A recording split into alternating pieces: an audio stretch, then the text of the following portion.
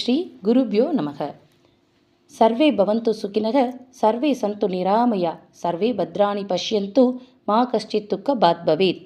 அனைவரும் இன்பம் பெற்று வாழ்க, அனைவரும் நோயற்று வாழ்க, அனைவருக்கும் மங்களமே உண்டாகட்டும், ஒருவரும் சிறிது கூட துன்பப்படக்கூடாது. எல்லோருக்கும் வணக்கம். இன்னைக்கு தசகம் 36 பாராயணம். ஸ்ரீ ராமரோட சரித்திரம் ரொம்ப பெருசு. ஆனால் அதை 2 தசகத்தில் சொல்லி முடிச்சிட்டாரு பட்டத்திரிகள். பரசுராமரோட கதையோ ரொம்ப சின்னது. அதை ஒரு தசகம் பூரா விவரமாக சொல்லியிருக்காரு. இதோட காரணம் என்ன அப்படின்னா, பரசுராமர் தான் பட்டத்திரிகளோட சொந்த ஊரான அந்த கேரளத்தையே மீட்டு கொடுத்தவர். கேரளம் அப்படிங்கிற அந்த இடம் அமைய காரணமாக இருந்த அந்த பரசுராமரை பற்றி நாம் தெரிஞ்சுக்கிறதுக்காகவே இந்த தசகத்தை கொடுத்துருக்காரு பட்டத்திரிகள். பாகவதத்துலேயும் இந்த பகுதி விவரமாக தான் சொல்லப்பட்டிருக்கு. ஆனால் ஸ்ரீராமச்சரித்திரம் மாதிரி இல்லை. இருந்தாலும் ஒரு தசகத்தை அமைச்சு பரசுராமரை பற்றி அனைவரும் தெரிஞ்சுக்கணும்னு இந்த தசகத்தை ஆரம்பிக்கிறாரு பட்டத்திரிகள். குருவாயூரப்பா முன்னாடி ஒரு காலத்தில் அத்ரி முனிவருக்கும் அவரது மனைவியான அனுசுயாவுக்கும் நீங்கள் திருமகனா தத்தாத்ரேயரா அவதாரம் செஞ்சீங்க. அப்போது உங்களோட சீடர்கள் ரொம்ப குறைவான புத்தி இருக்கிறத பார்த்து நீங்கள் வருந்தி தனிமையில் உங்கள் மனைவியோட சஞ்சாரம் செஞ்சுக்கிட்டு இருந்தீங்க. அப்போது ஒரு சிறந்த பக்தன் இருந்தான். அவன் கேகய நாட்டு மன்னன் கார்த்தவீர்யார்ஜுனன். அவன் உங்களை வணங்கி உங்ககிட்ட பக்தியாக இருந்து உங்ககிட்ட கைங்கரியம் பண்ணிக்கிட்டு இருந்தான். அவனோட கைங்கரியத்தில் மகிழ்ச்சி பெற்ற நீங்கள் அவனுக்கு அஷ்ட சித்தியையும் கொடுத்தீங்க. அவனோட பலம் அதிகரித்து அவன் உங்ககிட்ட ஒரு வரம் கேட்டான். நான் உங்கள் கையால், அதாவது குருவாயூரப்பா தத்தாத்திரேயராக இருந்த உங்கள் கையால் மட்டும்தான் நான் வதம் செய்யப்படணும் அப்படின்னு வேண்டிக்கிட்டான். அந்த வரத்தை கொடுத்த நீங்கள் இப்போது அவன் வேண்டுதல் நிறைவேறதுக்காகவும், அந்த காலத்தில் அரச குலத்தில் இருந்த எல்லா அரசர்களும் கொஞ்சம் அந்த புத்தி கொஞ்சம் அவங்களுக்கு ஞானம் கம்மியாகவே அந்தணர்கள் எல்லாம் சிறப்பாக நடத்தாமல் அவங்கள கொஞ்சம் தாழ்த்தி நடத்த ஆரம்பித்தாங்க. அதாவது அந்தணர்களை பகைக்க ஆரம்பித்தாங்க. இதனால் ரிஷிகள் எல்லாமே சரியான வகையில் யாகம் யஞங்கள் வேத பாராயணம் செய்ய முடியல. இதை தெரிஞ்சுக்கிட்ட நீங்கள் குருவாயூரப்பா முன்னமே நீங்கள் திட்டம் போட்டீங்க போல இந்த பூமிக்கு வந்து ஏதோ ஒரு அவதாரம் எடுத்து அது மூலமாக இந்த அரச குலத்தை வேற இருக்கணும்ன்ட்டு. இப்போது இந்த கார்த்தவீர்யார்ஜுனன் கேட்ட வரமும் அதுக்கு கரெக்டாக வரவே இந்த தத்தாத்ரேயராக இருந்த நீங்கள் ஸ்ரீ பரசுராமரா ஆவேச அவதாரம் எடுக்க முடிவு பண்ணீங்க. அதாவது பூர்ண அவதாரமாக இல்லாமல் இந்த அரச குலத்தை சரி பண்ணுறதுக்காக மட்டும் அவதாரம் எடுத்து இந்த பூமிக்கு வந்தது ஸ்ரீ பரசுராமரா ஆவேச அவதாரமா. அதுக்காக நீங்கள் பிருகு மகரிஷியோட மரபில் வந்த ஜமதக்னி முனிவருக்கும் அவரது மனைவியான ரேணுகா தேவிக்கும் இளைய மகனாக திரு அவதாரம் எடுத்து ராமன் அப்படிங்கிற பெயர் கொண்டு அந்த பெரிய மகிழ்ச்சியை அந்த ஜமதக்னிக்கும் ரேணுகா தேவிக்கும் கொடுத்தீங்க. ராமோ நாம ததாத்மஜே பவரஜக பித்ரோரதா சம்மதம். நாராயண நாராயண நாராயண நாராயண நாராயண நாராயண நாராயண நாராயண நாராயண நாராயண நாராயண நாராயண நாராயண நாராயண நாராயண நாராயண. அப்படி அவதாரம் எடுத்த நீங்கள் 14 வயதில் எல்லா வேதங்களையும் கற்று நீங்கள் ரொம்ப திறமையானவராக இருந்தீங்க. அப்போது ஒரு நாள் சித்திரரதன் அப்படின்ற கந்தர்வன் ஒரு நீர் விளையாட்டை விளையாடிட்டு இருந்தான். அப்போது அங்கே போன ரேணுகா தேவி உங்களோட தாயார் அவனோட அழகில் ஏதோ மயங்கி இவன் நம்ம கணவராக வந்திருக்கலாம் அப்படின்னு ஒரு நொடி நினச்சாங்க. பதிவிரதைகள் எல்லாருமே தன்னோட கணவனை விடுத்து அந்த நினப்பில் கூட அடுத்த ஆண்மகன் வரக்கூடாதுன்னு நினைப்பாங்க. இந்த தவறை செஞ்சிட்ட ரேணுகா தேவி இதை தன்னோட திருஷ்டியால் பார்த்த ஜமதக்னி முனிவர் அவங்களுக்கு தண்டனை கொடுக்க நினச்சி உங்ககிட்டையும் உங்கள் சகோதரர்கிட்டையும் உங்களோட தாயாரை கொல்ல சொன்னார். ஆனால் உங்கள் சகோதரர்கள் அதை கேட்கல. நீங்கள் உங்கள் தாயாரை வதம் செஞ்சீங்க. அது மட்டும் இல்லை, உங்கள் தந்தை சொன்னார் ஜமதக்னி தன்னோட பேச்சை கேட்காத எந்த பிள்ளையும் தனக்கு பிள்ளை இல்லைன்னு சொல்லிட்டு உங்களோட சகோதரர்களையும் வதம் செய்ய சொன்னார். நீங்கள் அதை மீறாமல் உங்கள் சகோதரர்களையும் வதம் செஞ்சீங்க. உங்கள் தந்தை ஜமதக்னி கோபம் குறையவே உங்களுக்கு என்ன வரம் வேணும்னு கேட்டார். அப்போது நீங்கள் கேட்டீங்க, தந்தையே உங்களோட சொற்படி நான் நடந்தேன். இப்போ எனக்கு என்னோட தாயாரும் என்னோட சகோதரரும் திருப்பி வேணும்னு கேட்க, அப்போது உங்கள் தந்தை, பிள்ளையே, எந்த பிள்ளையும் சொன்ன பேச்சு கேட்டால் எந்த தந்தைக்கும் மகிழ்ச்சியாக தான் இருக்கும். அதனால் நான் மகிழ்ந்து உனக்கு உன்னோட தாயாரையும் சகோதரையும் மறுபடியும் தர்றேன்ட்டு எல்லாரையும் உயிர்ப்பிச்சு கொடுத்தாரு. தன்னோட தந்தை மனநிலை அறிஞ்சு நடந்த அந்த பரசுராமராக இருந்த நீங்கள் குருவாயூரப்பா இந்த உலகத்துக்கு என்ன பாடத்தை கற்றுக் கொடுக்க நினச்சிங்கன்னு தெரியல. தந்தை சொல்ல கேட்கணும், அதே நேரம் தந்தையோட மனம் அறிஞ்சு நடக்கணும், அதே நேரம் தந்தை என்ன சொல்ல வராருன்னு புரிஞ்சு நடக்கணும்னு சொல்ல வந்தீங்க போல. இப்போது உங்களோட தந்தையான ஜமதக்னி முனிவர் தன்னோட மனைவிக்கு தக்க தண்டனை கொடுத்து, ஆனால் அந்த தண்டனை கொடுத்ததுக்கப்புறமும் அவங்கள மீண்டு வர செய்து அவங்களுக்கு இப்போது பரிசு கொடுத்து அவங்கள சந்தோஷப்படுத்த நினச்சாரு. அதனால் ரேணுகா தேவி ஆசைப்பட்ட காமதேனு பசு அதை தேவகலோகத்திலேருந்து வர வச்சு இப்போது ஆசிரமத்தில் அதை பூஜை பண்ணிகிட்டு இருந்தார். பிருகு வம்ச தோன்றலான குருவாயூரப்பா, உங்கள் பாட்டனார் ரிஷிகரது அவரோட சொற்படி நீங்கள் ஆசிரமத்திலேருந்து இமயமலைக்கு போய் பரமசிவனை வழிபட்டு அவர்கிட்டேருந்து பரசு என்ற ஆயுதத்தை வாங்கி வந்தீங்க. அது மட்டும் இல்லை, அந்த ஆயுதத்தை வாங்கி அவர்கிட்ட ஆயுத பயிற்சி பெற்று அந்த ஆயுத பயிற்சிக்குரிய வெற்றியாக ஒரு அரக்கனை கொலை செய்ய சொல்ல அதையும் செஞ்சு நீங்கள் இன்னும் நிறைய அஸ்திரங்களை அவர்கிட்டேருந்து வாங்கிட்டு வந்தீங்க. அங்கே அக்ருதவ்ரனன் அப்படிங்கிற முனிவரை நீங்கள் நண்பனாக பெற்று ஆசிரமத்துக்கு திரும்பி வந்தீங்க. இப்படி நீங்கள் வாழ்ந்துட்டுருக்கும்போது கார்த்த வீரியார்ஜுனன் அவன் ஒரு நாள் வேட்டையாட காட்டுக்கு வந்தான். வேட்டையாடிட்டு ஆஸ்வாசப்படுத்திக்க தங்களோட தந்தையான ஜமதக்னி முனிவரோட ஆசிரமத்துக்கும் வந்தான். அப்போது ஜமதக்னி முனிவர் தெய்வ பசுவான காமதேனு கிட்டேருந்து எல்லா பொருட்களையும் பெற்று அந்த அரசனை உத்தரிச்சார். அப்போது அந்த கார்த்த வீரியார்ஜுனன் எல்லா உபசரணையும் பெற்று மகிழ்ந்து மறுபடியும் நகரம் திரும்பினான். அங்கே அவனோட அமைச்சர் சொல் கேட்டு, அதுவும் தீய அமைச்சர் சொல் கேட்டு இந்த காமதேனு பசுவை கவர்ந்து வர படைகளை அனுப்பினான்.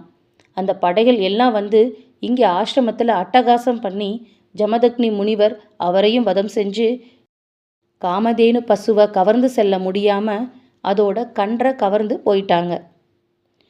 பின்னாடி நீங்கள் ஆசிரமத்துக்கு வந்ததுக்கப்புறம் உங்களோட தந்தையார் இறந்ததை பார்த்து அவரை சுக்கராச்சாரியர்கிட்ட அழைத்து சென்று அவருக்கு மீண்டும் உயிர் கொடுத்தீங்க. அப்போது உங்கள் தந்தையார் சொன்னபடி கேட்டு எல்லாம் நடந்ததையெல்லாம் கூர்ந்து கேட்டுட்டு நீங்கள் கார்த்த வீரியார்ஜுன் மேலே படையெடுத்து போனீங்க. அப்போது பரசுவை எடுத்துக்கிட்டு, வில்லை எடுத்துக்கிட்டு, பானங்கள் எடுத்துக்கிட்டு உங்களோட நண்பனான அக்ருவிரதனையும் கூட்டிக்கிட்டு நீங்கள் போருக்கு போனீங்க. முதல்ல பேச்சுவார்த்தை நடத்தி பார்க்க கார்த்த வீரியார்ஜுனன் அதை மறுக்க, அதனால போர் ஆரம்பித்தது. இப்போது 16,000 பிள்ளைகளோடையும் 17 அக்ரோனி சேனைகளோடையும் அந்த கார்த்த வீரியார்ஜுனன் உங்களை எதிர்த்தான். ஆனால் ஒரு நொடியில் பரசுவாலையும் பானங்களாலையும் அவனோட படைகளை நீங்கள் சிதறடிச்சிங்க. கார்த்த வீரியனோட பிள்ளைகள் கொஞ்சம் பேர் பயந்து ஓடுனாங்க, மற்ற பேர் இறந்து போனாங்க. எஞ்சிய பிள்ளைகளோட அந்த அரசன் உங்களை மீண்டும் எதிர்த்தான். இப்போது கார்த்திய வீரியனை வதம் செய்கிறதுக்காக தான் நீங்கள் வந்திருக்கீங்க. ஆனால் ராவணனே பயம் கொண்டு அஞ்சிய இந்த கார்த்திய வீரியன் மிகப்பெரிய அந்த படையோட உங்களை போர் பண்ணிக்கிட்டே இருந்தான். ஏன்னா அவனுக்கு 1000 புஜங்கள் வலிமை இருக்குது. ஒரு சமயம் அவன் நீர் விளையாட்டு விளையாடிட்டு இருக்கும்போது அவன் நீரில் கையை 2 விரிச்சு இருக்க அது அணை மாறி இருந்ததாம். அந்த அணையில் ராவணன் மூழ்கி துன்பப்பட்டானாம். அதனால ராவணனுக்கு தன்னோட கர்வமே தொலைந்து போனதாம்.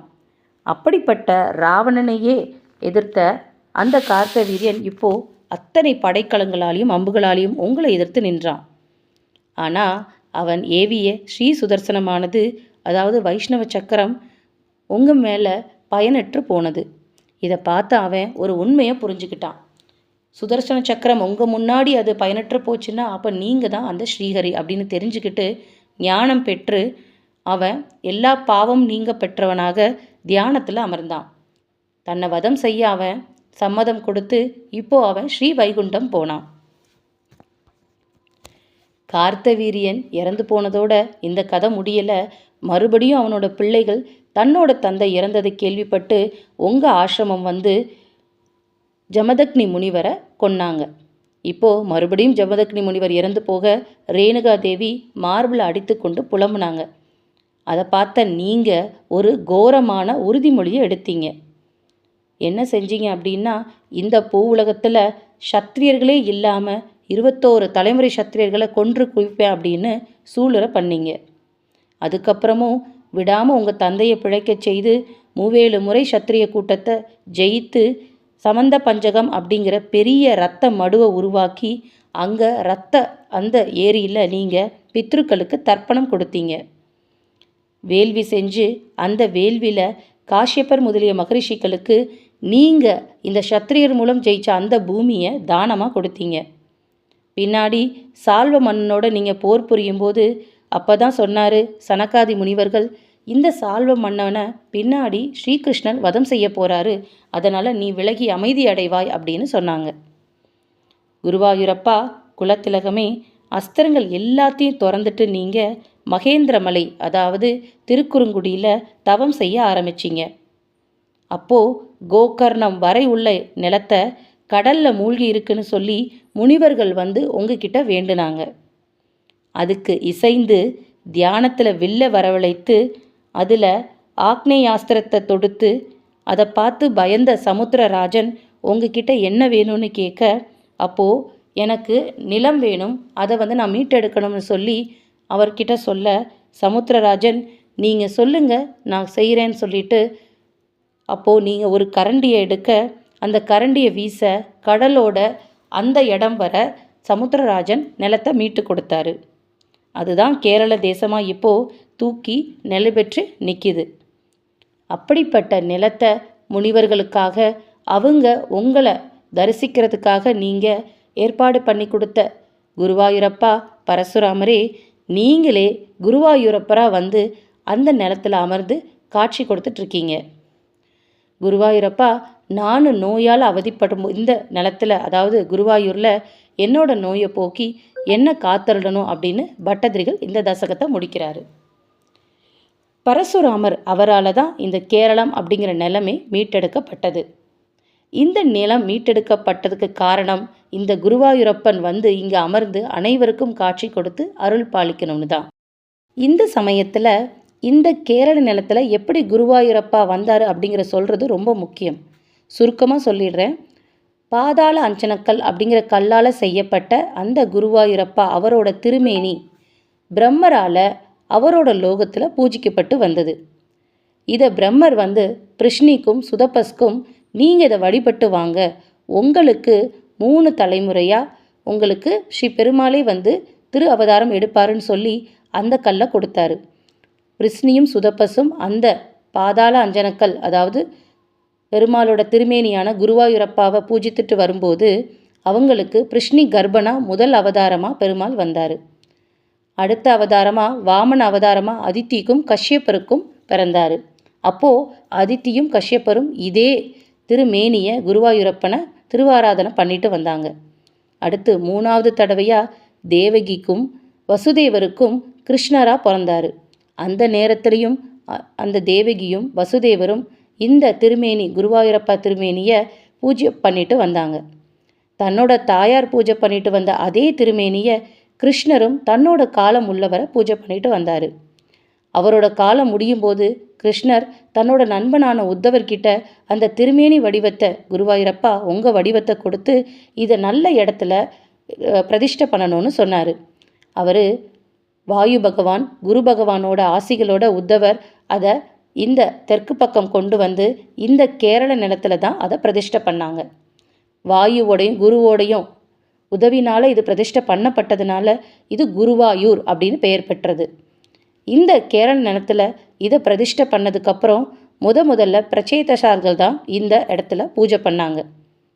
இதில் தான் நாராயண சரஸ் அப்படிங்கிற தீர்த்தமும் இருக்குது. இதுக்கப்புறம்தான் ஜனமே ஜெயன் அதாவது பரீட்சித் மகாராஜாவோட பிள்ளை வந்து இங்கே தன்னோட தோல் நோய் நீங்கிறதுக்காக இந்த குருவாயூரப்பனை பூஜை பண்ணி தன்னோட தோல் நோய் நீங்க பெற்று இங்கே குணமானான். இப்படிப்பட்ட வரலாறு மிகுந்த இந்த குருவாயூர் அதாவது இந்த கேரள நிலம் இந்த குருவாயூர்ன்றது ரொம்ப பிரசித்தி பெற்றது. இந்த கேரள நிலத்தை பரசுராமராக இருந்த அவர் அவதாரம் எடுத்து மீட்டெடுத்ததுனால தான் அதுக்கப்புறம் வந்த அடுத்தடுத்த தலைமுறைகள் இதை உபயோகம் செஞ்சு குருவாயூர் அப்படிங்கிற க்ஷேத்திரத்தை உருவாக்கி குருவாயூரப்பனை பிரதிஷ்டை பண்ணி வழி வழியாக எல்லா ரோகங்களும் நீங்க வழிபட்டுட்டு வராங்க. ஜனமேஜயன் பாம்புகளாக கொன்னதுனால வந்த அந்த நோய், அதாவது தோல் நோயை நீங்கிறதுக்காக பூஜை பண்ணி அந்த பெருநோயை நீங்க பெற்றதுனால வழி வழியாக எல்லாரும் நோய் நீங்கிறதுக்காக இந்த இடத்துல வழிபாடு பண்ணுறாங்க. ஒரு அருமையான க்ஷேத்திரம் உருவாக காரணமாக இருந்த இந்த பரசுராமரோட வரலாறை தெரிஞ்சுக்கிறதுக்காகவே நமக்காக ஒரு தனி தசகமாக உருவாக்கி வச்சிருக்காரு பட்டத்திரிகள். பட்டத்திரிகள் என்னதான் இருந்தாலும் தன்னோட ஊர் மேலே தனக்கு பெருமை இருக்கத்தானே செய்யும். அதை இங்கே நிலைநிறுத்தியிருக்காரு. இந்த ஊரை பற்றியும் தெரிஞ்சுக்கிட்டோம் இந்த தசகத்தில். இத்தோடு இந்த தசகம் முடியுது. மீண்டும் அடுத்த தசகத்தில் நம்ம பார்க்கலாம். ஸ்ரீ குருவாயூரப்பா சரணம். வசுதே வசுதம் தேவம் கம்சச்சானூர மர்தனம் தேவகி பரமானந்தம் கிருஷ்ணம் வந்தே ஜெகத்குரும். ஸ்ரீ சர்வம் கிருஷ்ணார்ப்பண மஸ்து.